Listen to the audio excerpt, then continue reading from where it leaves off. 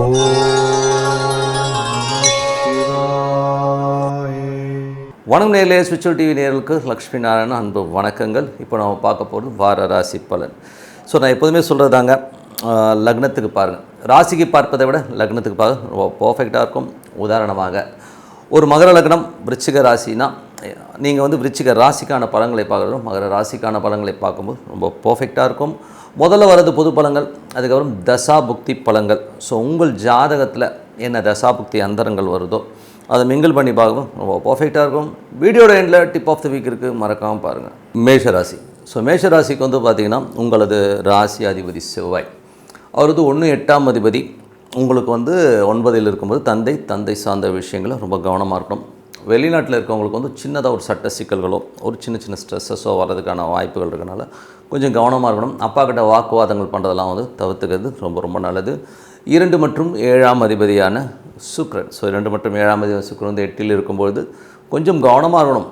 கணவன் மனைவிக்குள்ள ஒரு பேச்சு வாக்கில் ஒரு ஈகோ டச் ஆகுறது, அதனால் நிறைய வாக்குவாதங்கள் வரதெல்லாம் கொஞ்சம் கவனமாக இருக்கணும். அதுவும் சுக்கிரன் புதனுடைய சாரத்தில் போகும்போது நிறைய எமோஷனாக மற்றவங்க இதை சொல்லிட்டாங்க அதை சொல்லிட்டாங்கன்னு ஒரு சந்தேகத்தின் பேரில் இந்த மாதிரி ஒரு பிரச்சனைகள் வர்றதுக்கான வாய்ப்புகளும் ரொம்ப கவனமாக இருக்கணும். அதுக்கப்புறம் பார்க்கும்போது உங்களுக்கு 3 மற்றும் 6 அதிபதியான புதன். ஸோ 3 மற்றும் 6 அதிபதி புதன் இப்போ 8 இருக்கும்பொழுது, அதுவும் சனியுடைய சாரத்தில் இருக்கும்போது நிறைய ஒரு ஸ்ட்ரெஸ்ஸஸ், அதனால் ராத்திரி தூங்காமல் இருக்கிறது, என்ன பண்ணுறது ஏது பண்ணுறது தெரியாமல் வேலை விஷயங்களை ரொம்ப ரொம்ப கவனமாக இருக்கணும். வேலையில் நிறைய கவனமாக இருக்கிறது மட்டும் இல்லாமல் கொஞ்சம் வேலையில் நடக்கிற சில சமாச்சாரங்களோ இல்லை கடன் சம்மந்தமான விஷயங்கள் நினச்சி தூங்காமல் இருப்பீங்க. ஸோ என்னை பொறுத்தவரை நல்ல ஒரு மெடிடேஷன் பண்ணுறது ரொம்ப ரொம்ப நல்லதுங்க, ஓகேங்களா. ஏன்னா சனி புதன்னும் போது யாராச்சும் நம்மளை ஏமாத்துறதுனாலையும் நமக்கு ஒரு ஸ்ட்ரெஸ் வர்றதுக்கான ரொம்ப கவனமாக இருக்கிறது ரொம்ப ரொம்ப நல்லது. அதுக்கப்புறம் பார்க்கும்போது உங்களுடைய 8 அதிபதியான செவ்வாய். ஸோ 8 அதிபதியான செவ்வாய் 9 இருக்கும்போது கொஞ்சம் அப்பா சார்ந்த உறவு, வெளிநாடு சம்மந்தமான விஷயங்கள் கொஞ்சம் நமக்கு ஸ்ட்ரெஸ்ஸஸ் டென்ஷன்ஸ் இருக்கும். அப்பாவுடைய உடல்நலம் சம்மந்தமான விஷயங்கள் வைத்தியம் ஏதாச்சும் ட்ரீட்மெண்ட் தேவைப்படுறதுக்கான வாய்ப்புலாம் நிறைய இருக்குதுங்க. 10 மற்றும் 11 அதிபதியான சனி இப்போ 12 இருக்கும்பொழுது, அதுவும் குருவின் சாரத்தில் இருக்கும்போது என்ன மாதிரி விஷயங்கள், தொழில் ரீதியான விஷயங்கள். ஸோ தொழில் ரீதியான விஷயங்களும் நிறைய எஃபோர்ட் போடுவீங்க. கொஞ்சம் அலைச்சல்கள் இருந்தாலும் கொஞ்சம் நமக்கு ஒரு ஸ்ட்ரெஸ்ஸஸ் வர்றதுக்கான வாய்ப்புகள் இருக்குது. கொஞ்சம் டிலே ஆகிற நடக்கிற மாதிரி ஃபீலிங் கண்டிப்பாக கொடுங்க. ஏன்னா குரு வக்கரமாக இருக்கனால எல்லாமே ஓகே ஆகிடுச்சுங்க, ஆனால் ரிசல்ட் வர்றதுக்கு டிலே ஆகுது அப்படிங்கிற சூழ்நிலை கண்டிப்பாக ஏற்படுங்க. ஸோ அதுவரை பார்த்தது பொது பலன்கள்.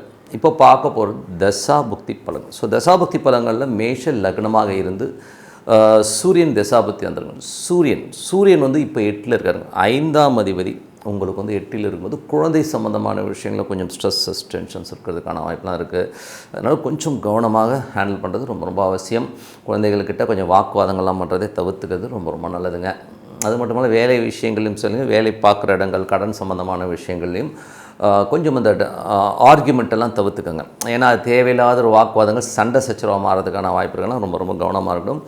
எந்த ஒரு விஷயம் செய்கிறதுனாலும் கொஞ்சம் அலர்ட்டாக இருந்துக்கணும். உங்களே நிறைய பேர் கண்காணிக்கிறதுக்கான வாய்ப்புகள் இருக்கிறனால கொஞ்சம் கவனமாக இருந்துக்கிறது ரொம்ப ரொம்ப நல்லது. மேஷ லக்னமாக இருந்து சந்திரன் தேசாவது சந்திரன் உங்களுக்கு வேலை விஷயம் சுப நிகழ்ச்சிகள் சம்மந்தமான விஷயங்கள்லாம் ரொம்ப அற்புதமாக இருக்குங்க. ஸோ அது ரொம்ப நல்ல விஷயங்கள் தான்.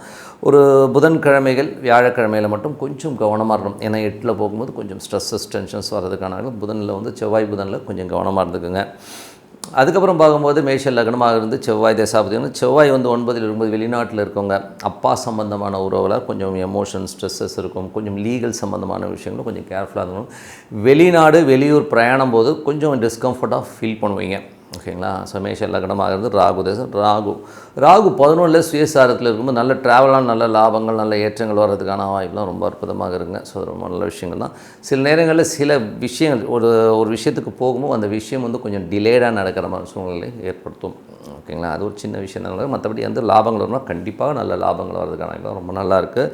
மேஷ லக்னமாக இருந்து குரு தசாபதி அந்த குரு 9 மற்றும் 12 அதிபதி 3 இருக்கும்போது அது வக்கரமாக இருக்கும்பொழுது நிறைய அலைவீங்க, நிறைய முயற்சி பண்ணுவீங்க. பட் அதோட ரிசல்ட்ஸ் ஸ்லோவாக வர மாதிரி ஃபீலிங் கண்டிப்பாக இருக்கும். உங்கள் ஜனனகால ஜாதகத்தில் குரு வக்கரமாக இருந்தால் எல்லாமே பாசிட்டிவாக நடக்கும். வக்கரமாக கொஞ்சம் டிலேடாக நடக்கிற மாதிரி ஃபீலிங் கண்டிப்பாக கொடுக்குங்க. மேஷ லக்னமாக சனி தசாப்தி அந்தரங்கள். சனி 10-11 அதிபதி 12 இருக்கும்பொழுது தொழில் ரீதியான விஷயங்களில் நிறைய அலைச்சல்கள், பெரிய லாபத்துக்காக போராடி எப்படியும் சாதிக்கணுவீங்க. பட் அதுக்கான முயற்சிகள் ரொம்ப கடினமாக இருக்கும். கொஞ்சம் அலைச்சல் இருந்தாலும் கொஞ்சம் ஸ்லோவாக நடக்கிற மாதிரி ஃபீலிங் கண்டிப்பாக கொடுக்குங்க. மேஷ லக்னமாக இருந்து புதன் தசாபதினும் புதன் பார்த்திங்கன்னா உங்களுக்கு 3-6 அதிபதி 8 இருக்கும்போது வேலையில் ரொம்ப கொஞ்சம் கவனமாக இருக்கணும். யாராச்சும் ஏதாச்சும் சொல்லிட்டாங்க ஒரு மேனேஜ்மெண்ட்டில் வேலை செய்கிறவங்க மற்றவங்க யாராச்சும் கொளுத்தி போடுவான். அதுக்காக நம்ம எமோஷனாக கத்துறது திட்டதெல்லாம் கொஞ்சம் அவாய்ட் பண்ணிக்கங்க. ஏன்னா இந்த மாதிரி பாலிடிக்ஸில் மாட்டிக்கிட்டு அதனால் பிரச்சனைகள் வரதுக்கான வாய்ப்புலாம் ரொம்ப கவனமாக இருக்கணும். மேஷ லக்னமாக இருந்து கேது தேசாபத்தி அந்த கேது வந்து உங்களுக்கு 5ல் இருக்காருங்க. ஸோ 5ல் உள்ள கேது அதுவும் சுக்கிரனுடைய சாரத்தில் இருக்கும்போது ரொம்ப கவனமாக இருக்கணும். குழந்தைகளுக்காக கடன் வாங்குறது, குழந்தைங்க ஏதாச்சும் சொல்லிட்டு நமக்கு தகுதிக்கு மீறி ஒரு கடனை வாங்கி மாட்டிக்கிறதுக்கான வாய்ப்புகளும் ரொம்ப கவனமாக இருக்கணும். குழந்தைகள்கிட்ட வாக்குவாதங்களை தவிர்த்துக்கிறதும் ரொம்ப நல்லது. ஏன்னா குழந்தைங்க தேவையில்லாத செலவை இழுத்து விட்டு நம்மளை கடனாளியாக்குவாங்க. அதனால் கவனமாக இருந்துங்க. மேஷ லக்னமாக இருந்து சுக்கிர தசாபுத்தி அந்தரங்கள். சுக்கிரன் வந்து 2 மற்றும் 7ஆம் அதிபதி 8ல் இருக்கும்போது கணவன் மனைவிக்கு நடுவில் தேவையில்லாத ஒரு வாக்குவாதங்கள், ஒரு ஸ்ட்ரெஸ் டென்ஷன்ஸ் வர்றதுக்கான வாய்ப்புகளும் கொஞ்சம் கவனமாக பொறுமையாக ஹேண்டில் பண்ணுங்கள். இதுக்கு என்ன வழிபாடோ என்ன பண்ணலான்னா பொறுமையாக அமைதியாக இருக்கிறது தான் நல்லது. ஒருத்தவங்க வந்து எமோஷ்னலாக பேசுகிறாங்கன்னா நம்மளும் கூட சேர்ந்து பேசாமல் சரி இதை அப்படி தான் பேசும் ஒழிஞ்சு போகுதுன்னு சொல்லிட்டு அவங்க கொஞ்சம் காம் டவுன் ஆகணும்னு சொல்லி கொஞ்சம் சமாதானப்படுத்துறது ரொம்ப நல்லது. இதில் விட்டு கொடுத்து போகிறது தான் நல்ல விஷயம். இதெல்லாம் ஒரு மாத கிரகங்கள் தான். இது ஒரு பர்டிகுலர் டைம் இருக்கும், அதுக்கப்புறம் போயிடும். ஓகேங்களா? ஸோ மற்றபடி என்னங்க, என்னை பொறுத்தவரை ஒரு நல்ல ஒரு பிரார்த்தனை, மனதார இறைவனை பிரார்த்தனை பண்ணுங்க. ஒரு மார்னிங் ஹவர்ஸில் வந்து பர்டிகுலராக ஒரு டைம் ஃபிக்ஸ் பண்ணிவிட்டு ஸோ அதில் வந்து ஒரு மெடிடேஷன் சாண்டிங் இந்த மாதிரி விஷயங்கள்லாம் பண்ணும்போது கண்டிப்பாக நம்ம அடுத்த லெவல் போகிறதுக்கான வாய்ப்புலாம் ரொம்ப சிறப்பாக இருக்குது. ஸோ இப்போ பார்க்க போகிறது tip of the week. So tip of the வீக்கில் வாஸ்து உண்மையா அப்படிங்கிறத பற்றி தான் நம்ம பேச போகிறோம். வாஸ்து உண்மையானா கண்டிப்பாக உண்மைங்க. ஏன்னா வந்து என் லைஃப்பில் நான் பார்த்த வரை வந்து வாஸ்து வந்து ரொம்ப பர்ஃபெக்டாக உண்மையாகத்தான் இருக்குது. ஏன்னா நாங்கள் இருந்த வீட்டில் வந்து பார்த்திங்கன்னா முதல்ல ஒரு பழைய வீடு இருந்து ஒரு ஓடு வீட்டில் இருந்ததுங்க, மல்சராகத்தில் இருந்தது. ஸோ அதில் வந்து பார்த்திங்கன்னா எங்களுக்கு வந்து அந்த வீடோடைய அமைப்பில் வந்து பார்த்திங்கன்னா அவ்வளோ பர்ஃபெக்டாக இருந்து ஒரு சின்ன வீடாக இருந்தாலும் அந்த வீட்டில் வந்தவங்க எல்லாமே ரொம்ப சாதாரணமாக, நாங்கள் வாடகை விடும்போதே அந்த வீட்டில் வந்து வந்தவங்க வந்து ரொம்ப சாதாரண லெவலில் இருப்பாங்க. ஆனால் அதுக்கப்புறம் போகும்போது பார்த்திங்கன்னா நல்ல வண்டி வாகனத்தோட ஒரு பெரிய லெவலில் வரவங்களாம் சொல்லுவாங்க இந்த வீடு ரொம்ப அதிர்ஷ்டமான வீடுன்னு சொல்லுவாங்க. அவ்வளோ ஒரு நல்ல வீடு அந்த வீடு. காரணம் அதோட அமைப்பு வந்து ரொம்ப அழகாக இருக்கும். ஏன்னா வடகிழக்கில் வந்து அற்புதமாக ஒரு கிணறு அமைஞ்சிருக்கும். இந்த டாய்லெட்லாம் வந்து பார்த்திங்கன்னா பர்ஃபெக்டாக எங்கே இருக்கணுமோ அங்கே அந்த இடத்துல வந்து ரொம்ப பர்ஃபெக்டாக அமைஞ்சு எந்தவித ஒரு டிஸ்பியூட்டும் இல்லாத ஒரு ஏரியாவில் தான் அந்த வீடு அமைஞ்சுது. பட் அது இடம் வந்து கொஞ்சம் பெரிய இடம், நீளமாக இருக்கும்போது என்ன ஆகிடுதுன்னா அது வந்து நாங்கள் ஒரு புது வீடு கட்டுறோம். ஸோ புது வீடு கட்டும்போது என்ன ஆகிடுதுன்னா அப்போது நமக்கு வந்து வாஸ்துனால ரொம்ப சின்ன பையனும்போது நமக்கு அந்த வாஸ்துவை பற்றி பெருசாக தெரியாது. ஸோ அப்போது வீடு கட்டுறோம், ஒரு இன்ஜினியர் வச்சு கட்டும்போது அது பார்த்திங்கன்னா அது கட்டி முடித்தோம். அதில் ஏகப்பட்ட குழப்பங்கள். அதுலேருந்து என்ன ஆகிடுதுன்னா அந்த லைன் கொடுக்குறோம் இல்லையா, எல்லாருமே வந்து வாஸ்து பிரகாரம் அவர் என்ன சொல்லுவார், அவர் வந்து ஃப்ளாட்லாம் கட்டுற ஒரு பில்டர் தான். அவர் கட்டும்போது அவர் அமைப்பு பிரகாரம் டாய்லெட்லாம் கரெக்டாக தான் போட்டார், இல்லைன்னு சொல்ல முடியாது. ஆனால் அது ஈசானியத்தில் அந்த டாய்லெட் பைப் லைன்ஸ் வந்து ஃபுல்லாக ஈசானியம் கன்னிமூலை எல்லாத்தையுமே எஃபெக்ட் பண்ணிச்சு. டோட்டலி வந்து அந்த பில்டிங்கே வந்து டோட்டலாக வந்து எஃபெக்ட் ஆகி அந்த வீட்டில் நாங்கள் கிரகப்பிரவேசம் பண்ணி போய் அடுத்த வருஷம்லாம் எங்கள் மதர் இறந்துட்டாங்க. டோட்டல் ஃபேமிலி வந்து டோட்டலாக கொலாப்ஸ் ஆச்சு. ஏன் சொல்கிறேன்னா அவ்வளோ ஒரு அந்த வாஸ்துங்கிறது வந்து அவ்வளோ பர்ஃபெக்டாக ஒர்க் ஆச்சு. அதுக்கப்புறமா பார்த்திங்கன்னா அதுக்கப்புறம் வாங்கினவங்க வந்து அதை ஆல்ட்ரு பண்ணி அழகாக பண்ணாங்க. எதுக்குன்னா அதுக்கப்புறம் நாங்கள் அந்த ப்ராப்பர்ட்டி விற்கிற மாதிரி ஒரு சூழ்நிலையை கண்டிப்பாக ஏற்படுத்துச்சு. ஏன்னா வாஸ்து இருக்கானா கண்டிப்பாக இருக்குது. ஏன்னா அதே மாதிரி இன்னொரு வீட்டுக்கு போனேன். அந்த வீட்டில் வந்து பார்த்தீங்கன்னா எனக்கு வடகிழக்கில் வந்து பெரிய பள்ளம் வந்து அந்த பழைய வீட்டு ஸ்டைலில் இருக்கும். ஸோ அந்த வீட்டுக்குள்ளே நுழையும் போது பார்த்திங்கன்னா அங்கேருந்து பார்த்தீங்கன்னா என்னோடய கிராஃப்ட் டக்குன்னு ஏறிச்சு. ஒரு வருமானத்துலையும் சரி, நல்ல ஒரு பணம், நல்ல வசதி, நல்ல ஒரு சந்தோஷமான வாழ்க்கை அதுலேருந்து வந்துச்சு. அதுக்கு காரணம் என்னென்னா அந்த வாஸ்து வந்து அவ்வளோ பர்ஃபெக்டாக அமைஞ்சு. நமக்கு நல்ல நேரம் இருந்ததுன்னா கண்டிப்பாக வந்து வாஸ்து வந்து நம்மளை நல்ல வீட்டுக்கே கொண்டு போகும். அப்படி தான் நம்ம அலர்ட்டாக இருந்துக்கணும். ஸோ ஒரு சில விஷயங்களே ரொம்ப அலர்ட்டாக நம்ம பார்க்கும்போது கண்டிப்பாக வாஸ்து வந்து ரொம்ப பர்ஃபெக்டாக ஒர்க் ஆகுது. அது மட்டும் இல்லாமல் இன்பிட்வீன் வந்து வேறு ஒரு வீட்டுக்கு சேஞ்ச் ஆகும்போது ரொம்ப கஷ்டம். கிட்டத்தட்ட ஒரு 10 வருஷம்லாம் ரொம்ப கஷ்டப்பட்டோம். அந்த எங்கள் அம்மா இறப்புக்கு அப்புறம் நாங்கள் வாடகைக்கு ஒரு வீட்டுக்கு போனோம். அங்கே பார்த்தா கன்னிமூலையில் வந்து உங்களுக்கு வந்து டாய்லெட் வந்தது. ரொம்ப நிறைய கடன்கள், நிறைய பிரச்சனைகள். அதுக்கப்புறம் நாங்கள் வந்ததுக்கப்புறம் வேறு ஒருத்தவங்க போனாங்க, அவங்களுக்கும் ஒரு பெரிய டிசாஸ்டர். அதே மாதிரி கடன் பிரச்சனைகள் அவங்களும் மாட்டி ரொம்ப ஒரு ஸ்ட்ரெஸ்ஸையும் டென்ஷனையும் உருவாக்குச்சுங்கிறது தான் உண்மையான விஷயம்.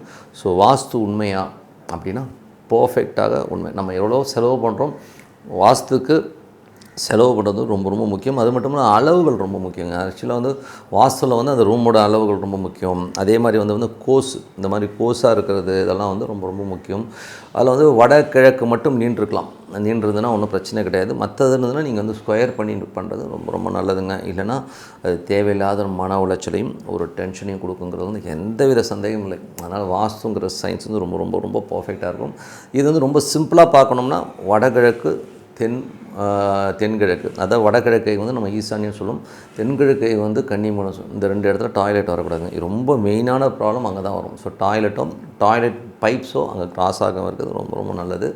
அதுக்கப்புறம் பார்த்திங்கன்னா பிரம்மஸ்தானம் அப்படின்னும். ஸோ பிரம்மஸ்தானம்ன்றது வந்து பார்த்திங்கன்னா வீடு கட்டுறீங்கன்னா வீடுக்கு மையம்னு ஒன்று வரும். So centre of the building, அங்கே வந்து பில்லர்ஸ் வராமல் இருக்குது ரொம்ப ரொம்ப நல்லது.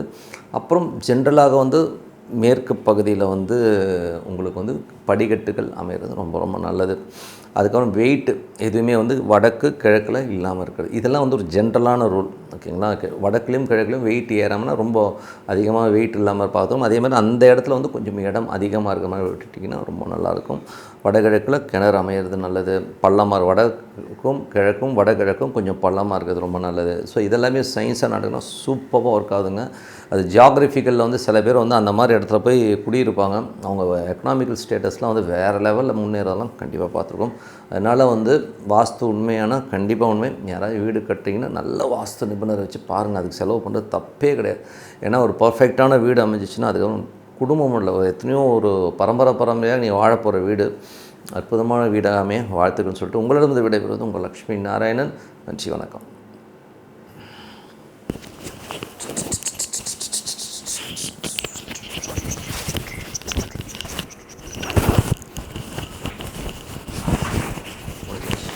ஓகே.